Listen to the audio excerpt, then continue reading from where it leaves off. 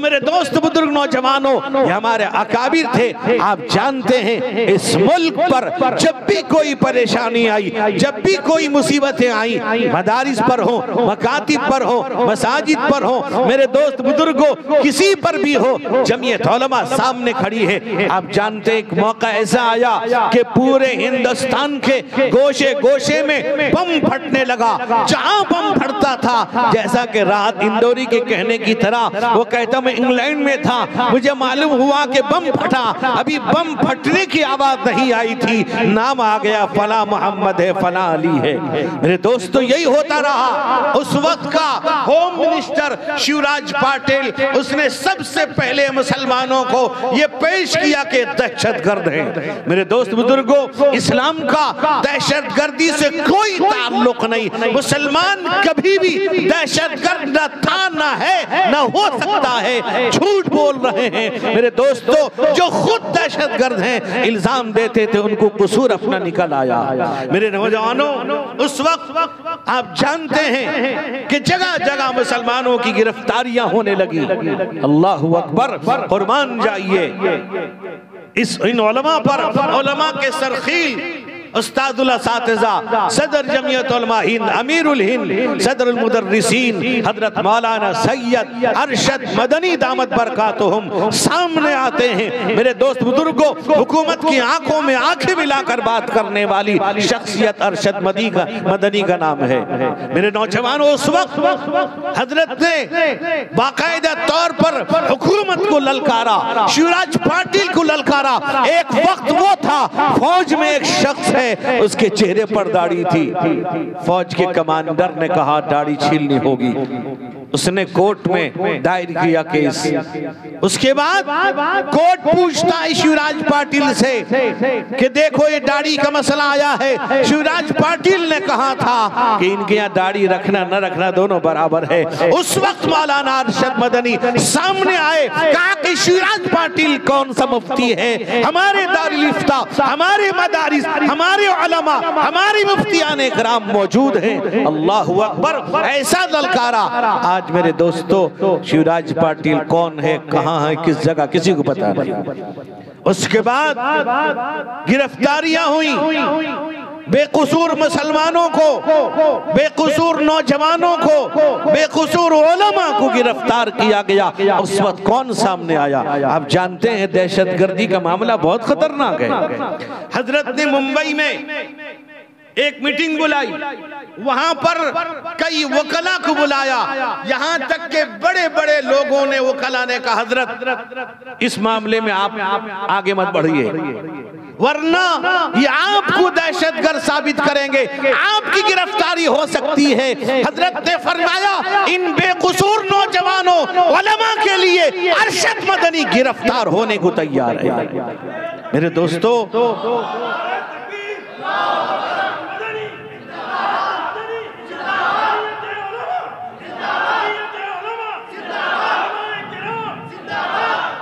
मेरे दोस्त बुजुर्गों, उस वक्त आप जानते हैं फौरी तौर पर वकला ने कहा 90 लाख रुपए फिलहाल चाहिए। फौरन हजरत ने लोगों को आवाज दिया। लोग हजरत ये कहते हैं हमारे पास कोई जमा पूंजी नहीं है। क्या आप जानते हैं जमीयत उलमा के अंदर बड़े बस जमा पूंजी है, इधर से लिया, खुद उन्होंने अपना ताउन पेश किया, काम किया, इधर से लिया उधर दे दिया। अल्हम्दुलिल्लाह कई एक रिहा हो गए, बेकसूर सारे बेकसूर हैं अल्हम्दुलिल्लाह। मेरे दोस्त, आप जानते हैं हजरत मौलाना अब्दुल रहमान का मसला है। उस वक्त जमीयत उलमा उड़ीसा ने सबसे पहले ये काम किया। कुछ लोगों ने कहा कि एहतिजाज क्यों नहीं किया, धरना दिया नहीं, ये बेवकूफों की अलामत है। क्यों? कोर्ट का मसला है। अब कानूनी कार्रवाई का रास्ता इख्तियार करना होगा।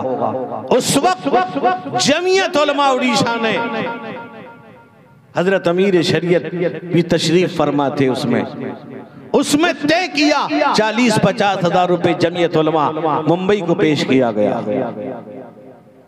आप जानते नहीं है, उसके बाद उनके घर वालों को दिया गया। फिर हजरत का फोन आता है सदर मुहतरम का कि मौलाना के बच्चों का, घर वालों का जरिए माश क्या है। हम लोग गए और पूरी तफसील मालूम करने के बाद दफ्तर को पहुंचाया। फिर दफ्तर से हजरत का ये इत्तला आई कि उनकी अहलिया का अकाउंट नंबर दफ्तर को भेजो। ये मौलाना अरशद मदनी है, ये है मौलाना अरशद मदनी। आप जानते बहुत सारे कैदी जो अपनी मुद्दत पूरी कर चुके थे लेकिन मुआवजा नहीं दे पा रहे थे। मुसलमान भी थे, हिंदू भी थे। मुसलमान हिंदू दोनों को हजरत ने जमीयत की तरफ से मुआवजा देकर छुटकारा किया। ये जमीयत उलमा किसी एक जमात की पार्टी नहीं है, ये जमीयत उलमा सबके साथ खड़ी है। जमीयत उलमा ही वो है जिसने हिंदू मुस्लिम एकता प्रेम का ऐलान किया।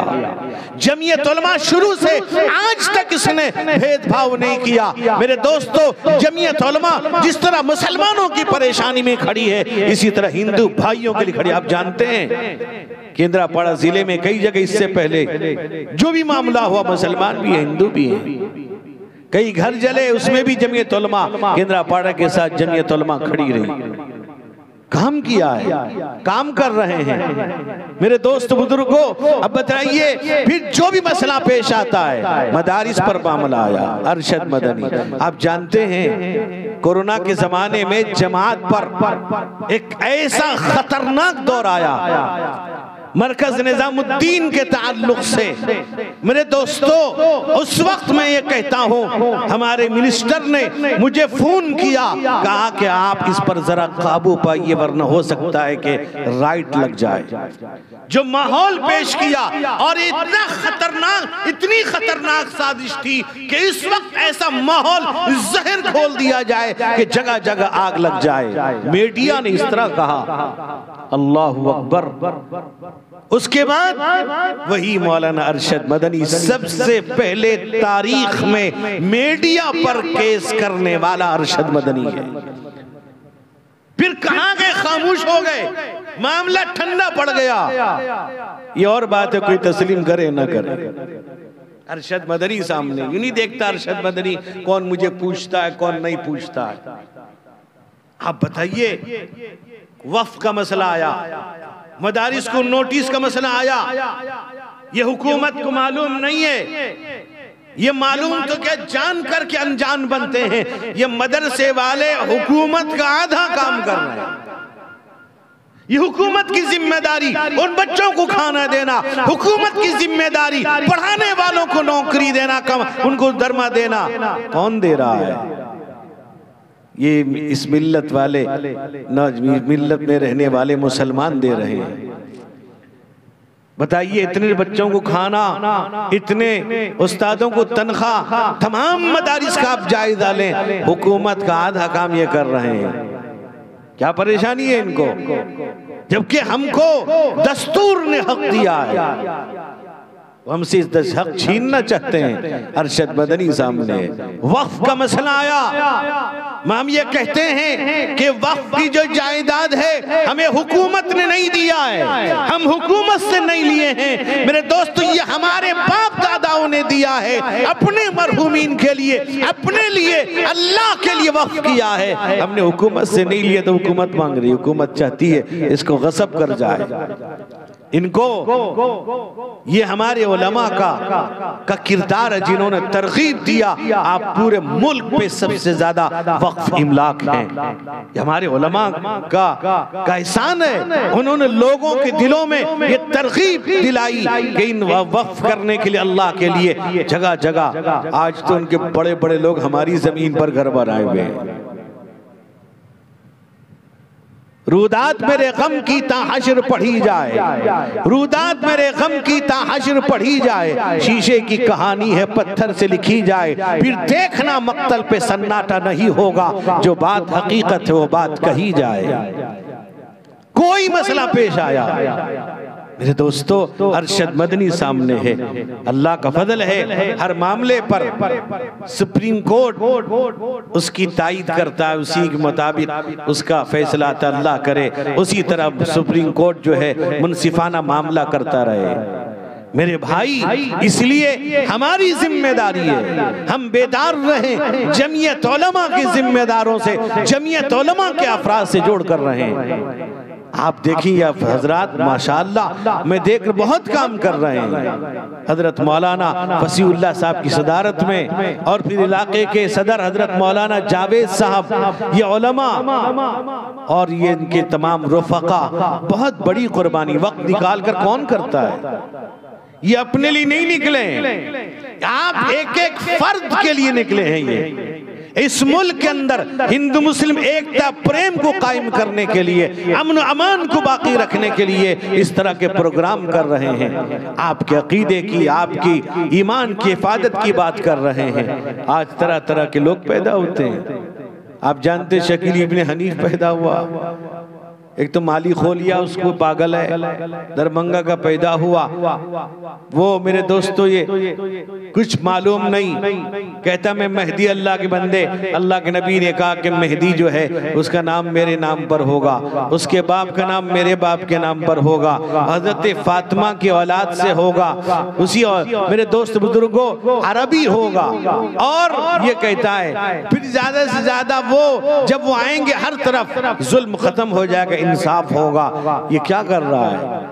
और उसके बाद उसी के दौर में हजरत ईसा का नुज़ूल होगा, ज्यादा से ज्यादा 9 साल तक ये रहेगा, उस मेहदी रहेंगे। उसके बाद मुल्क शाम से काफिला निकलेगा, हजरत मेहदी के मुकाबले के लिए मक्के मदीने के दरमियान मकाम बैदा में धसा दिया जाएगा।